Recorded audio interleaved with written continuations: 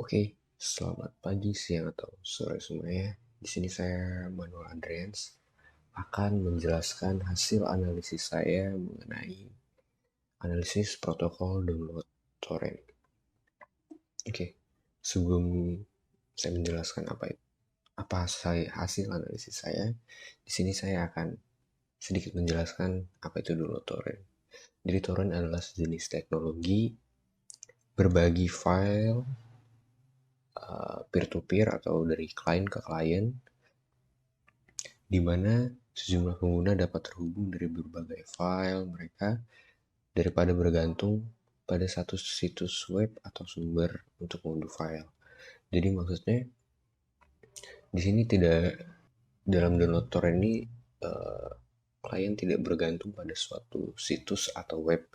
Jadi proses download itu terhubung antara satu klien ke klien yang lain. Jadi ada klien yang menyediakan file, ada juga klien yang mendownload file dari penyedia klien itu. Nah, seorang pengguna tidak hanya dapat mengunduh file dari sumber langsung, tetapi juga pengguna lain dari torrent yang sama memfasilitasi transfer yang lebih lancar dari antara pengguna. Jadi di sini klien pengguna sebagai yang memfasilitasi file download juga berpengaruh untuk klien lain yang akan mengakses file tersebut. Oke, ini analisis yang saya lakukan menggunakan aplikasi software Wireshark dan CarPorts. Nah, di sini dilihat terdapat beberapa ports yang mungkin sedikit membingungkan karena terdapat 3 ports dalam analisis ini. Ada TCP, UDP, dan BitTorrent. Oke, jadi port yang digunakan dalam proses download torrent ini ada 3.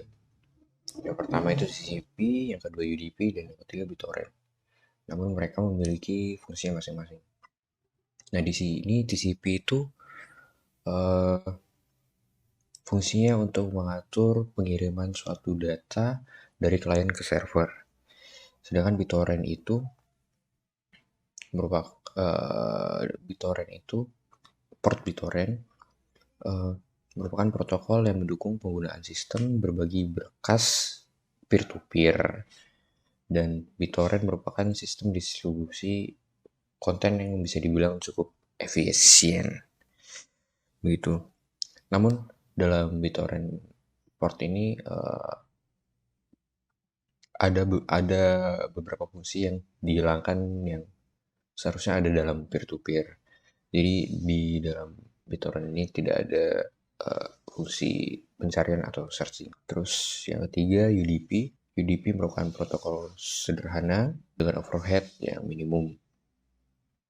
Dan UDP ini cukup efisien jika digunakan untuk pengiriman pesan kecil. Menggunakan UDP itu membutuhkan interaksi antara pengirim dan penerima lebih sedikit dibandingkan menggunakan TCP atau TCP/S.